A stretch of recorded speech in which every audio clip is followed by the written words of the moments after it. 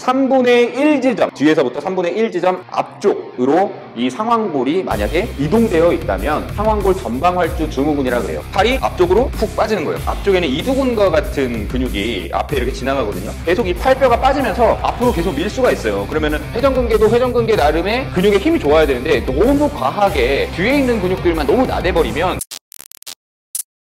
푸시업이나 딥스를 하고 나서 어깨 전면에 통증이 오는 분들이 많으실 거예요. 그리고 턱걸이를 한 다음에도 어깨 전면에 통증이 오는 분들도 계실 거고요. 전면 삼각근에 일반적인 근육통이 온 거라면 한 이틀 정도 휴식을 해주면 다 회복이 되지만 만약에 3, 4일 정도가 지나도 통증이 지속되거나 근육통과는 다르게 국소적으로 찌르는 그런 통증이 있다면 한 번쯤 부상을 의심해 봐야 합니다. 오늘 다룰 주제인 상완골 전방활주 증후군의 대표적인 증상 중 하나가 바로 어깨 전면 통증인데요. 상완골 전방활주 증후군이 무엇인지 알아보고 증상을 개선시킬 수 있는 운동법에 대해 소개시켜 드릴 거예요. 자, 상완골 전방활주 증후군, 말이 좀 어려운데요. 이게 바로 상완골이에요. 이 팔뼈를 상완골이라고 합니다. 상완골이 말 그대로 전방으로 활주됐다, 무언가 미끌려서 앞쪽으로 이렇게 활주가 됐다는 그런 얘기거든요. 이런 팔뼈는 날개뼈에 붙어 있어요. 날개뼈에 이렇게 고정이 되어 있는데 이 날개뼈에 고정을 시켜주는 역할이 그냥 팔이 여기에 딱 달라붙어 있는 게 아니라 근육이나 인대가 여기를 주변을 감싸고 있으면서 이 팔뼈는 날개뼈랑 같이 붙어 있습니다. 이 팔뼈가 만약에 어떠한 특정 이유, 제가 알려드리겠지만 어떠한 특정 이유 때문에 상완골이 앞쪽으로 빠지게 됐을 때 그거를 상완골 전방활주 증후군이에요. 그래서 이게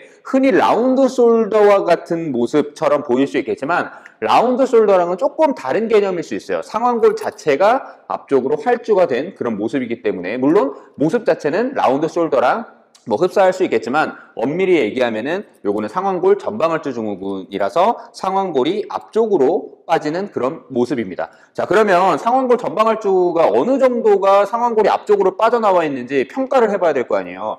그래서 평가를 어떻게 하냐면 어느 지점에서부터 앞으로 나와 있는지 그걸 이제 체크해 봐야 되는데, 그 체크하는 기준 자체가, 자, 여기 봐보세요. 이게 날개뼈예요. 여기가 날개뼈죠. 이 날개뼈를 따라오다 보면은 여기 보이는 요 선상이 바로 견봉이라고 해요. 견봉. 이 견봉이라고 하는 요 뼈가 굉장히 중요한데요. 왜 중요하냐면 견봉하 공간이라고 해서 이 아래쪽의 공간을 견봉하 공간, 견봉 아래쪽에 있으니까 견봉하 공간이에요.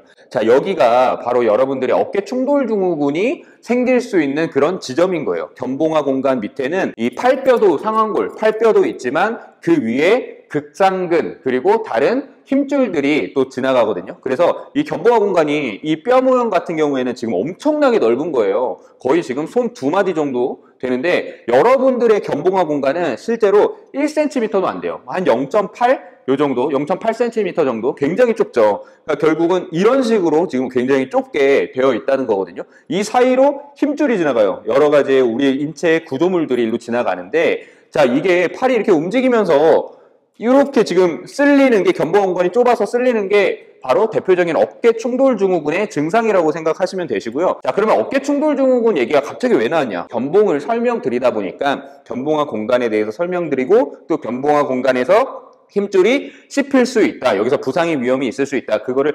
말씀드리려고 지금 설명을 드렸는데, 여러분들이 이거 왜 알아야 되냐면 상완골 전방활주 증후군의 대표적인 증상이 바로 어깨 충돌 증후군이고, 어깨 충돌 증후군이 나타나면은 전면에 통증이 생길 수가 있어요. 우리가 평가를 지금 보다가 평가를 얘기하다가 여기까지 왔는데, 자, 이 견봉 여기 옆에서 여기에서부터 여기까지의 기준, 여기 견봉에서 3분의 1 지점, 뒤에서부터 3분의 1 지점 앞쪽으로 이 상완골이 만약에 이동되어 있다면 그거를 상완골 전방활주 증후군이라 그래요. 이렇게 상완골이 만약에 이렇게 있으면 얘는 견봉의 2분의 1 지점에 지금 상완골이 위치해 있으니까 이렇게 어깨가 빠져 있으면 당연히 뭔가 이렇게 어깨가 앞쪽으로 툭 튀어나와 있고 상완골이 전방활주 되어 있다고 볼 수 있겠죠. 자, 앞에서 이렇게 봐보면 앞으로 나와 있는 뼈의 모양을 보면 굉장히 뭔가 이 앞쪽에 견봉이 볼록 튀어나와 있는 뼈가 상완골이 이렇게 움직일 때 닿을 것 같은 느낌이 막 든단 말이에요. 그래서 이 전면의 공간도 굉장히 협소해져요. 그러니까 어깨가 뼈와 뼈 사이의 공간들이 아주 협소해진다는 거예요. 그게 바로 상완골 전방활주 증후군이다. 자, 지금 이 사진을 한번 보면은 어깨가 지금 앞쪽으로 많이 빠져있는, 제가 방금 아까 얘기했듯이 견봉하 공간, 견봉의 3분의 1 지점 이상 앞쪽으로 팔뼈가 빠져있는 모습을 볼 수 있어요. 여러분들도 체크를 할 수가 있는데, 자, 여기 이렇게 날개뼈를 만지다 보면은 뼈가 이렇게 만져져요. 뼈가 톡 튀어나와 있는 뼈가 있거든요. 그거를 이렇게 앞쪽으로 쭉 이어 그거 보면 이게 바로 견봉이에요. 견봉이고 이게 바로 견봉. 근데 이거 제가 살이나 근육을 다 이렇게 뒤집어 까가지고 제 뼈를 보여줄 수 없기 때문에 대략적인 위치, 여기 어깨뼈고 위에 이렇게 올리다 보면은 뼈가 만져져요. 그게 바로 날개뼈에 이어져 있는 부분이거든요. 그리고 팔뼈는 이렇게 앞뒤로 이런 식으로 움직이다 보면은 팔뼈가 만져져요. 그 뼈를 이렇게 만지는 거예요. 뼈를 만지면 요렇게 그 뼈가 이런 식으로 이렇게 만져져요. 이렇게 만져져요. 그게 앞쪽으로 빠져 있는 건데 어느 기준이냐면 자, 견봉, 이 지금 제 견봉이에요. 견봉 그리고 견뼈 여기 있어요. 요 지점에서 저는 한 3분의 1 지점 정도 나온 거예요. 3분의 1 지점. 근데 여러분들의 뼈가 이 정도 앞쪽으로 빠져 있다 하면은 그 상완골 전방할주 증후군이라고 생각을 하시면 돼요. 상완골 전방할주 증후군에 대한 어떤 체형적인 설명을 드린 거고요. 아, 이 영상 길어지면 또 사람들 안 보는데 어떡하지? 어쨌든 자, 우리 할 얘기가 너무 많거든요. 한번 또 보시죠. 오늘 너무 긴데? 영상 이거 조회수 안 나올 것 같은데? 아씨, 가자.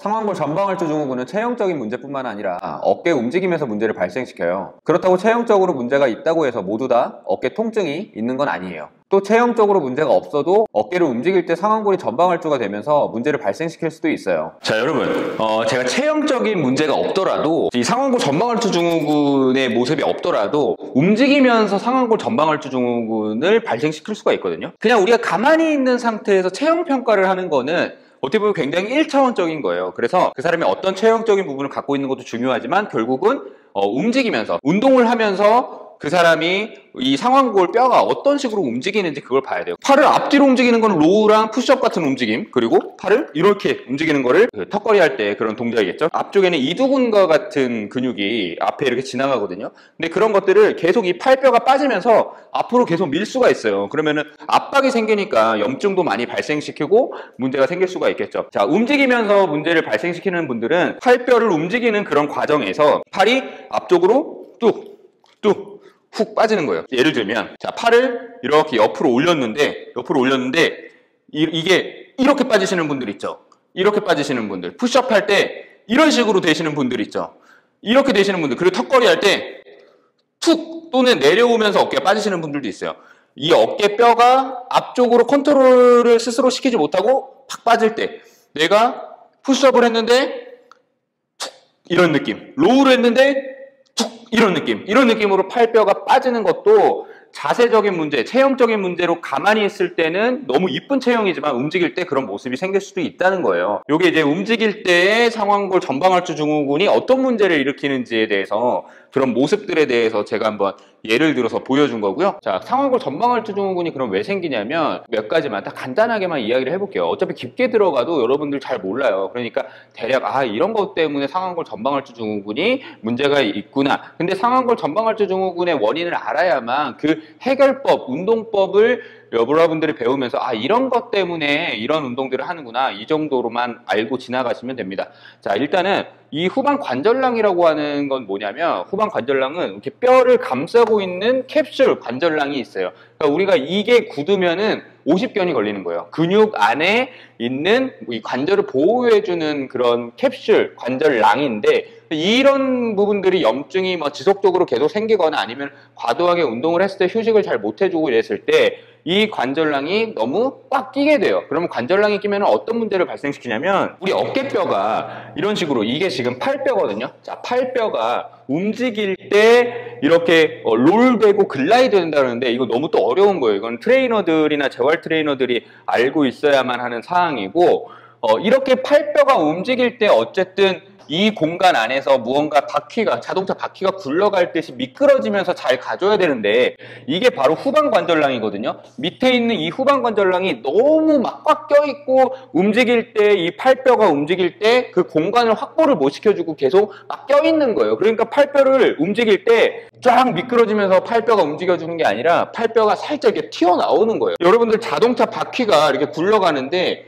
뭔가 지면에서 굴러가는 그게 잘 미끌리면서 가져야 되는데, 그러지 않으면 어떻게 바퀴가 쿵쿵 이렇게 도는 것처럼 뭔가 제대로 지면을 잘 미끌리면서 자동차를 이동시킬 수가 없겠죠. 그런 것처럼 우리 팔뼈도 마찬가지예요. 근데 그게 방금 제가 설명드렸던 그 후방 관절랑이 너무 과하게 긴장되어 있는 상태여서 그렇다. 그래서 이 후방 관절랑은 잘 풀어줘야만 하는 구조물입니다. 그래서 이게 지금 아까 설명드렸던 여기 견봉이에요. 견봉. 아까 우리 설명드렸죠. 이게 관절랑이 잘 부드럽고 이런 식으로 팔뼈가 잘 움직여주면 이 사이 공간에서 팔이 잘 움직이는데, 근데 만약에 관절랑이 지금 여기 이렇게 타이트해지고 뭔가 문제를 발생시켜가지고 얘가 이렇게 올라갈 때 잘 못 올라가니까 팔뼈가 위로 상승이 되는 거예요. 그리고 앞쪽으로도 빠지면서 이 견봉화 공간, 이 견봉 아래쪽에 있는 아까 설명드렸던 그 공간이 매우 좁아지면서 여기 있는 힘줄을 긁어먹는 거죠. 그러니까 그런 식으로 부상이 발생돼요. 그리고 왜 이런 경우에 어깨 앞쪽에 이제 통증이 생기냐면 이게 앞모습이거든요. 그리고 이게 팔뼈예요. 팔뼈인데 여기 이런 식으로 힘줄이 지나가요. 힘줄이 어떤 힘줄이 지나가냐면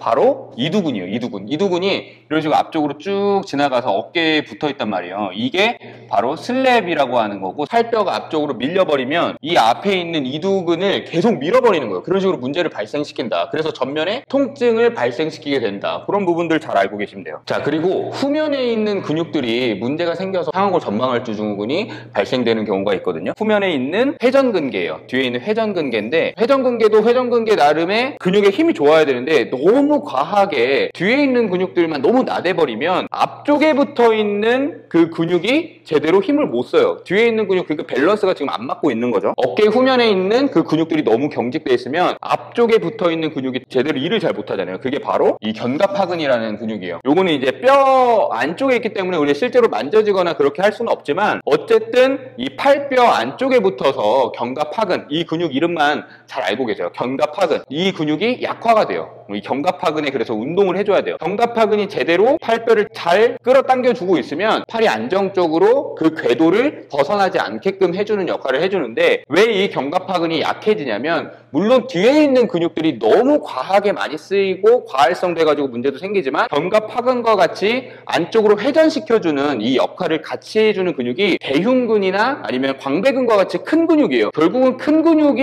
일을 너무 많이 하니까 안에 있는 작은 근육들이 일을 잘 못해주는 거예요. 그래서 이 견갑하근의 운동도 같이 한번 보도록 하겠습니다. 제가 지금 설명이 너무 빨랐죠. 제가 지금 3분 뒤에 바로 수업을 시작해가지고 너무 급해요. 자, 아무튼 이 부분에 대해서는 여러분들 지금 너무 이거 깊게 들어온 거예요. 깊게 들어온 거라서 따닥 지나가는 게 좋아요. 그래서 재미없는 부분이고, 이거 나중에 궁금하신 분들은 제가 나중에 라이브 방송으로 켜서라도 알려드리도록 할 테니까 궁금하신 분이 있으면 댓글 달아주세요. 근데 댓글 안 달 거잖아요. 댓글 너무 없어.